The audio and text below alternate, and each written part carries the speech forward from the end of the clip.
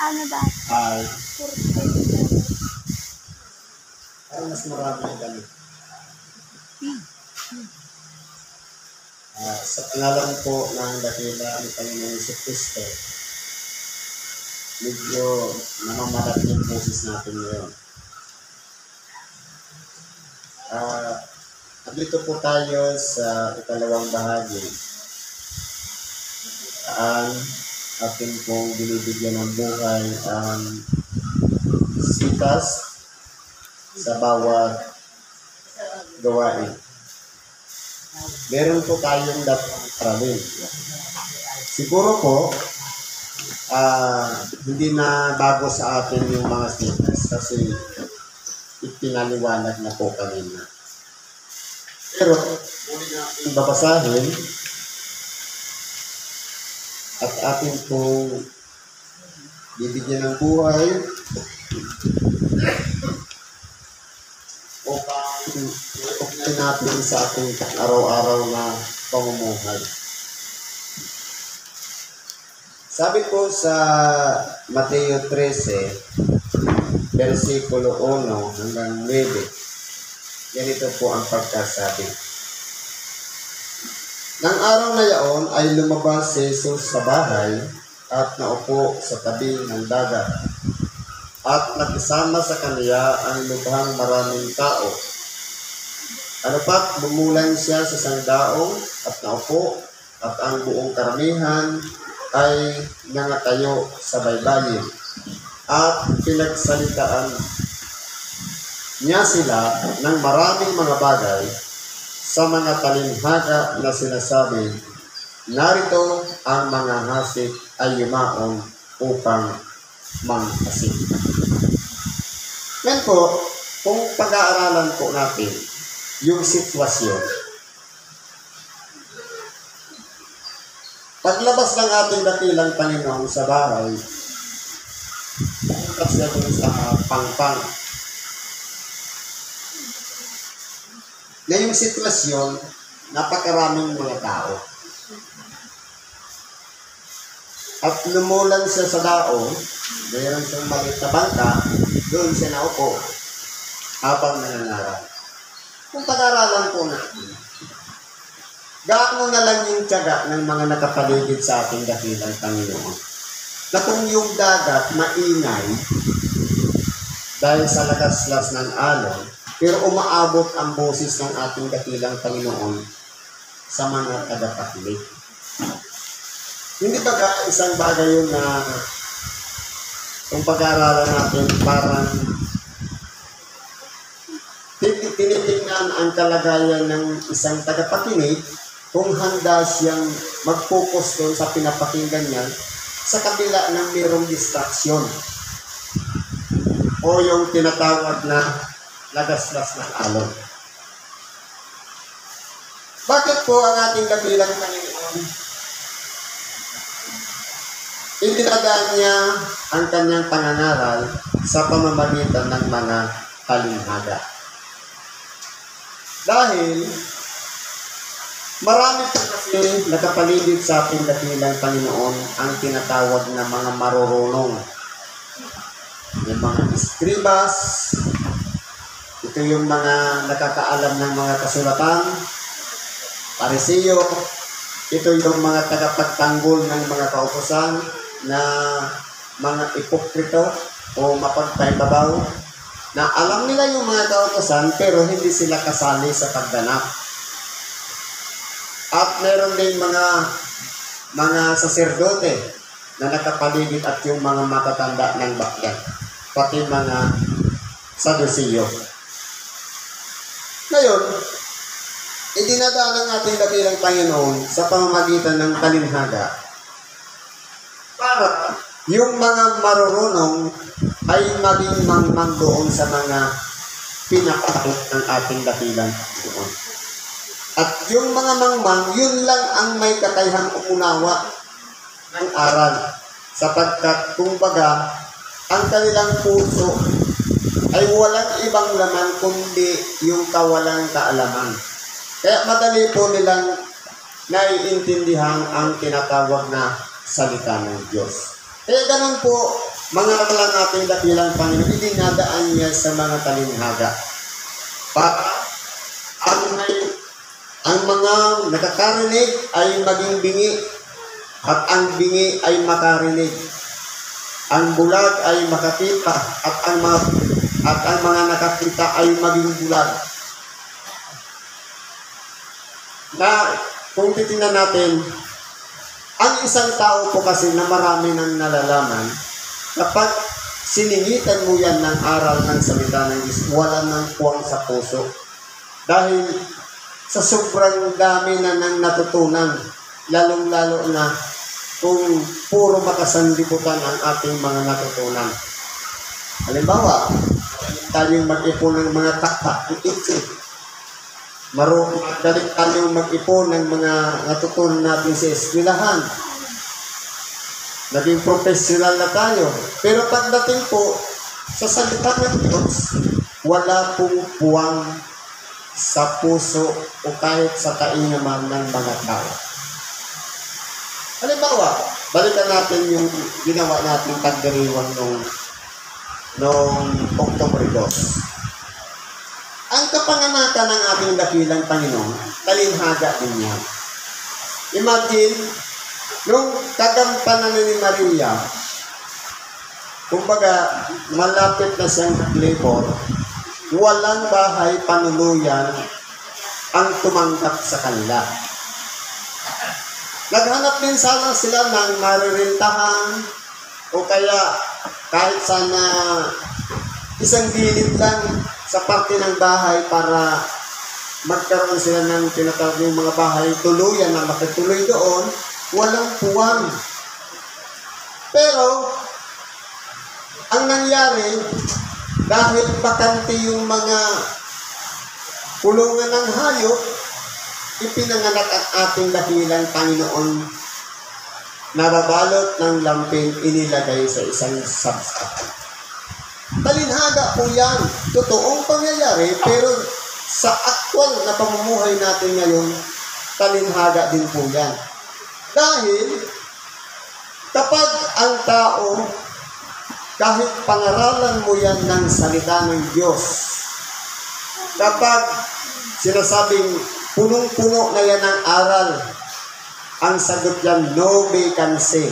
Walang puwang ang salita ng Diyos sa ating buhay.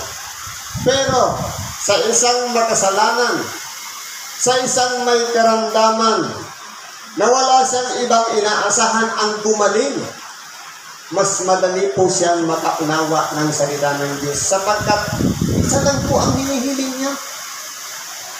Hindi na kaya ng kanyang sariling katawan. Natulungan niya ang kanyang sarili kahit anong damot na iniinom, kahit anong pag-iingat, ginawa niya lahat ng prevention, ginawa na lahat ng mga suggestion ng doktor, ininom na lahat. Pero wala pa rin pagdating. Ang inaasahan na lang natitira, walang iba, ang pananalig sa Diyos na siya lang ang makapagpapagaling ng karamdaman. Totoo, tinuruan tayo, napunta tayo dito. Ang sakit, gamutan. Pero bakit nangangaral ng salita ng Diyos? Ibig sabihin, yung pagdako natin dito, isa na po yun ng parte para mabuksan ang ating kaisipan. Makarating tayo dito. Totoo, nagdadalawang isip tayo, gagaling kaya ako sa lugar na ito. Ngayon, palalakasin po natin yung pananampalatayang iyan. Upang sa ganon, pagdating sa pagsusuri ng Espiritu, makita sa atin kung pinagbigyan natin yung aral o yung pakikinig ng salita ng Diyos, marahil kung tayo naman ang humingi sa Kanya, napagalingin tayo, pagbibigyan din tayo ng Diyos. Palitan lang naman yan. Bakit? Halimbawa ngayon, ipinangangaral yung salita ng Diyos. Kumakatok ang salita ng Diyos sa ating mga tainga. Tapos, kapag binuksan natin ang pinakapintuan at tinanggap natin yung aral o salita ng Diyos, nagsisi tayo at nagbalik loob, wala na pong magiging sagaban para hindi tayo pagalingin ng Diyos. Dahil pinapasok na natin sa ating puso, hindi na po mahirap na ang Diyos hanapin niya kung saang parte ng ating katawan ang masakit na yan, na ating, kumbaga hindi na natin matiisan dahil sa bigat, baka sakali mahabag sa atin ng Diyos. Dahil sabi kanina, hanapin muna ninyo ang kanyang kaharian at ang kanyang katwiran at ang lahat ng bagay ay pawang idaragdag sa iyo. Kaya kapag nahanap na natin na sa pamamagitan lamang ng pakikinig ng salita ng Diyos, yan ay parang kumintal sa ating puso at isip na bago yung ating pasya, nagsisi tayo at nagkalinloob sa Diyos. Kapag nasumpungan natin na pinaghaharian tayo ni Kristo sa ating puso, ang lahat ng mga bagay na ating mga hinihiling ay bonus na lang. Kaya ang kagalingan ng karamdaman, regalo na lang yan ng Diyos. Pero may warning pa ang ating dakilang Panginoon. Magaling ka na, lakad, huwag ka nang magkasala muli. Kaya may warning pa rin. Kaya pagka minsan, may mga tao na tinulungan na, gumaling na, pero maya-maya, meron na naman karamdaman. Dahil yun tinatawag na kapag nagkamaling muli, yun ay yung binat, mas mabigat po sa dating kalagayan na karamdaman. Bakit? Kasi po, ang isang tao na pinagaling, yung espiritong nananahan sa atin na umalis. Dahil magaling na tayo, saan pupunta yung espiritong yon? Maghahanap siya ng lugar na mapagpapahingahan. Ngayon, ang gagawin niya, babalik, dahil hindi siya nakasumpong, babalik siya sa kanyang pinanggalingan, doon sa katawan ng may karamdaman. At masusumpungan niyang gayak na, malinis na, nakapagsisi na ng kasalanan. Ang gagawin niya, maghahanap pa siya ng 7 pang mas masasama sa kanya. At mananahan na doon muli sa katawan. Kaya pagkaminsan, yung karamdaman ng tao nagiging 7 doble. Kaya yun na yung tinatawag nating binat. Kaya po, may warning ang ating dakilang Panginoon. Huwag na tayong magkasalang muli. Ngayon, dito tayo sa harap ng kalinhada. Sabi po ng ating dakilang Panginoon, At sa pagkahasik niya ay nangahulog ang ilang binhi sa tabi ng daan. At dumating ang mga ibon at kinain nila. At ang mga iba'y nangahulog sa batuhan na dooy walang sapat na lupa at pagdakay suwibong sapagkat hindi malalim ang lupa. At pagsikat ng araw ay nangainitan at dahil sa walang ugat ay nangatuyo. At ang iba ay nangahulog sa dawagan at nagsilaki ang mga dawag at ininis ang mga yaon. At ang iba ay nangahulog sa mabuting lupa na nagbunga. Ang iba ay tig 100 at ang iba ay tig 60 at ang iba ay tig 30. Ang may pakinig ay makinig. Ngayon po, kung pag-aaralan po natin, ang sanglibutan, wala pong iba, tayo po yan na mga tao. Ang binhi na inihahasik, ang tinatawag yan, salita ng Diyos. Meron pong 4 na parte. Yung una, nahulog sa tabi ng daan. Yung pangalawa, sa dawagan. Yung pangatlo, sa batuhan, at ang pang-4 sa matabang lupa. Siyasatin po natin ang ating mga sarili. Ngayon, marahil hindi pa natin nalalaman dahil binhi pa lang. Tayo po yung tatanggap ng binhi. Ano kaya ang magiging resulta kapag ang salita ng Diyos pumasok sa ating kainga? Ito po ba'y magkakaroon ba ng bunga? Ito ba'y binhi pa lang, mawawala na? Maaagaw na ng ibang mga bagay? Ito ba ay mapapahalagahan natin? Katulad din po yan sa mga tumanggap ng putong ng bautismo. Isa itong biyaya na ipinagkaloob sa atin, pwede rin maging apat din ang magiging resulta.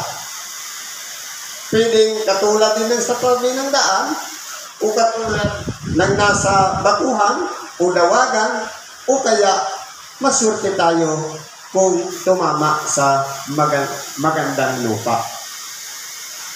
Kaya po, hindi baga meron tayong tainga. Ito na yung panahon ng salita ng Diyos. Ibabaon na doon sa lupa, itatanim na. Pero ang problema, dahil nga punong-puno yung sarili ng kabalisahan ng mga problema, kaya naihalin tulad na nahulog sa tabi ng daan. Bakit po inahalimbawa sa tabi ng daan?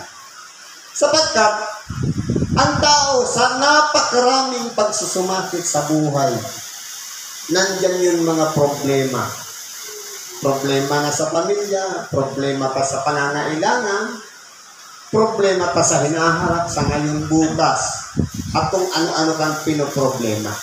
Kung tutuusin natin, alam natin na ang problema, negative na bagay.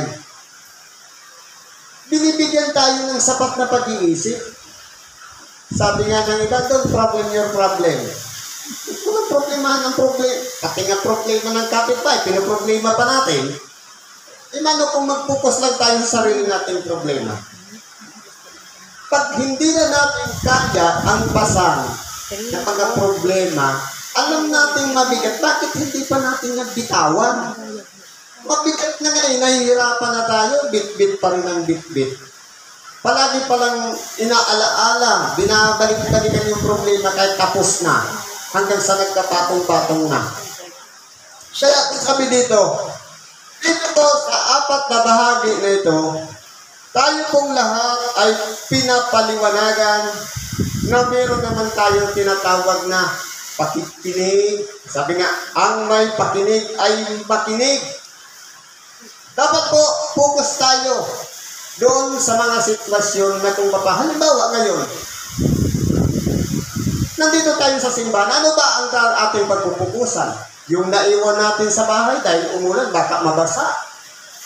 O baka gabihin tayo dahil ang tagal pa siguro ng Ebanghelyo dito. Saan ba tayo nakapokus? Yung ba sa pagtanggap ng aral?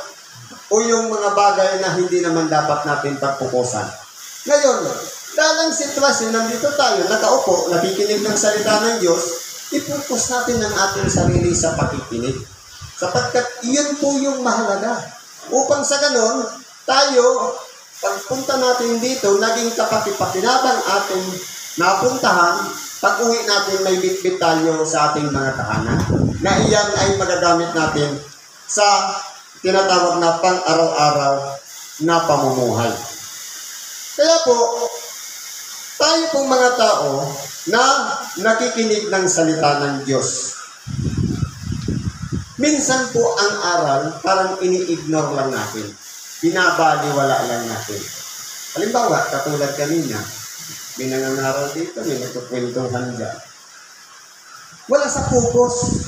Kaya ang mangyayari po, yung salita ng Diyos, matutulad lang sa nahulog sa tabi ng daan.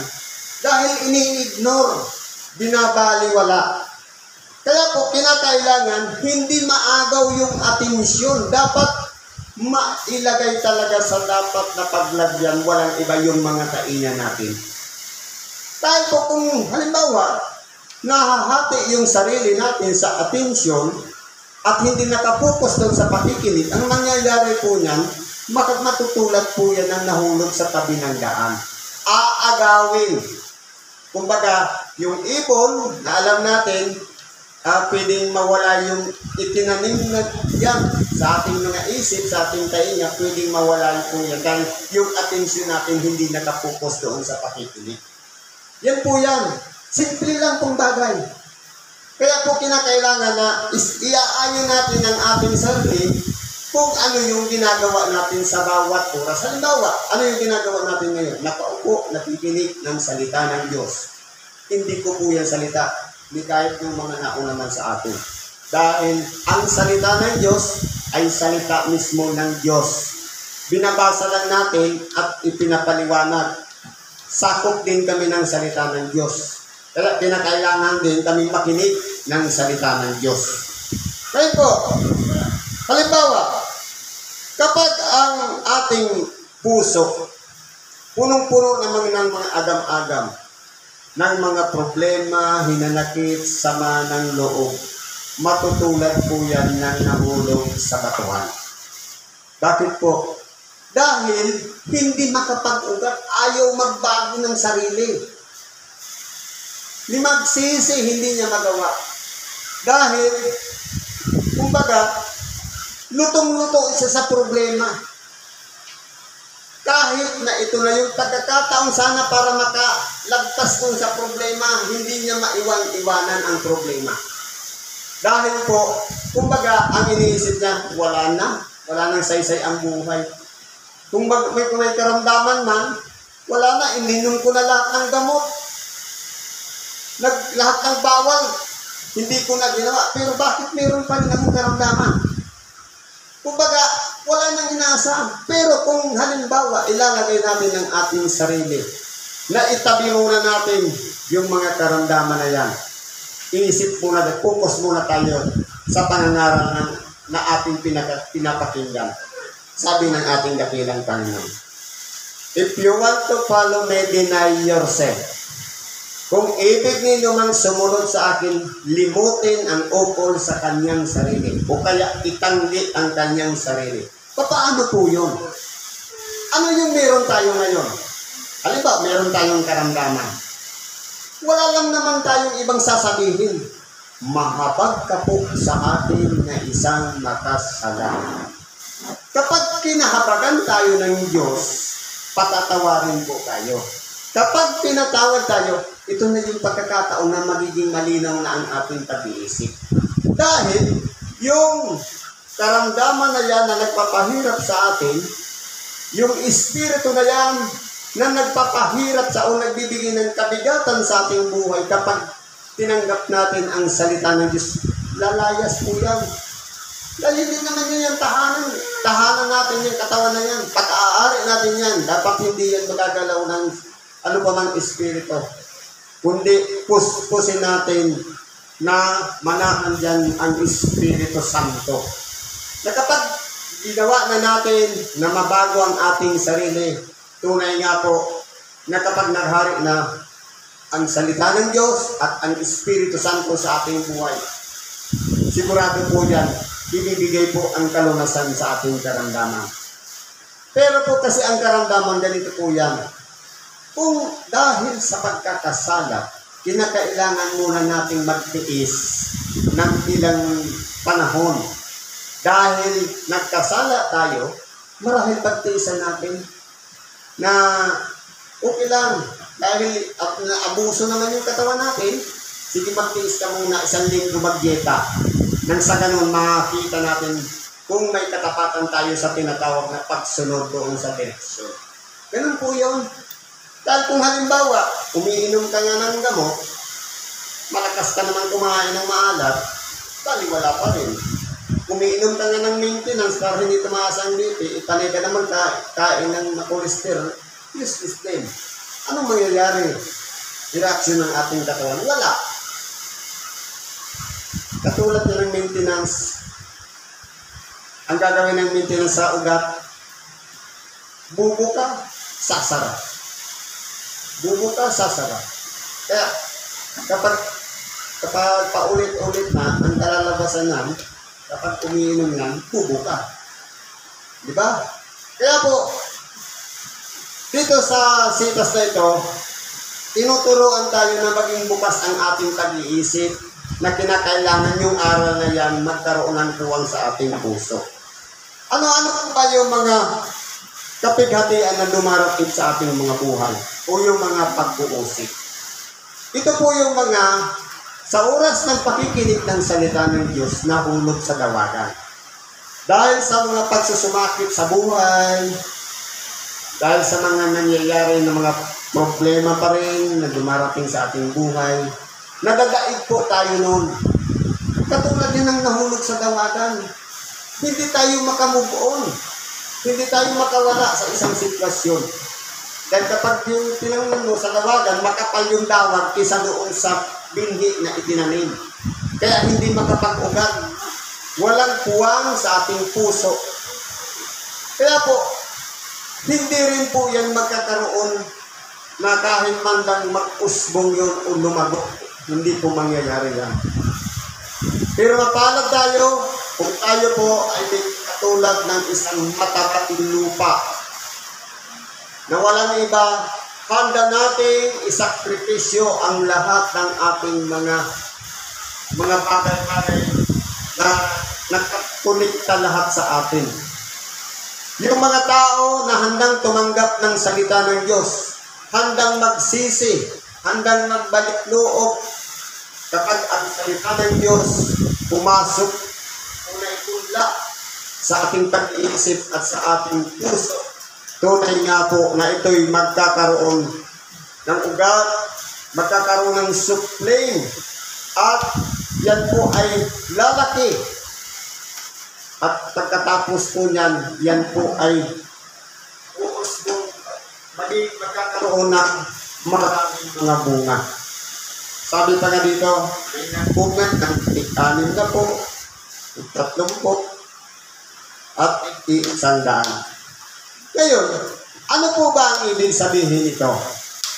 Sa oras na tayo man ay isang dating makasalanan, tumanggap ng aral, binago yung ating pagkatao, yung ating pamumuhay, at nagkaroon ng bunga na naibahagi natin ang salita sa ating kapwa, at nabago rin yung ating pagkatao, ito na po yung sinasabing bunga. Dahil nakikita na ng ating kapwa, yung ating mga ginagawa, na yung aral, kahit hindi man natin ipahayag sa ating kapwa, nakikita sa mga gawa. Ganun po yun. Kaya po, mapalad yung tao na tumanggap ng salita ng Diyos at pagkatapos po nito, nagkaroon ng ugat at umusbong, lumaki o lumago hanggang sa magkaroon ng bunga. Mapalad yung tao na nakikitaan ng kaliwanagan, utanglaw para sa ating mga kapwa sa pamamagitan ng mga mabubuting gawa. Sapagkat, sabi nga, hindi man natin ipinangangaral ang salita ng Diyos kapag nakikita ng ating kapwa na tumatanglaw tayo sa kanila na pagkaminsan mahirap nga gawin. Dahil halimbawa, dati hindi tayo nakakaiwas sa inuman, pero nung makarinig tayo ng salita ng Diyos, binago na tayo, handa na natin isakripisyo yung isang tagay. Pwede siguro pagbigyan mo pa kahit konti lang, pero dapat hindi ikaw ang madala nila, kundi yung nagtagay sa iyo ang madala mo na tumigil na rin sa tag-ino. Yan ang maganda. Ibig sabihin, ibinabahagi natin yung liwanag para sa kanila na nagiging makatutuhanan tayo sa aral sapagkat nakikita na sa mga bunga ng ating ginagawa. At sila naman ay nahihikayat natin na magbago na rin at magsisi na rin at magbalik loob na rin sa Diyos. Sapagkat ang tao po kasi, totoo, ipinanganak po tayong malinis, ipinanganak tayong mabuti. Pero po, napasama lang ng kapaligiran nitong sanlibutan dahil po sa influensya. Unang-una, bata pa, natututo ng magmura, natututo ng sumagot sa magulang. Kumbaga, wala nang respeto, wala nang galang. Yan po ang natutunan natin. Pero nung isinilang, wala namang ganun.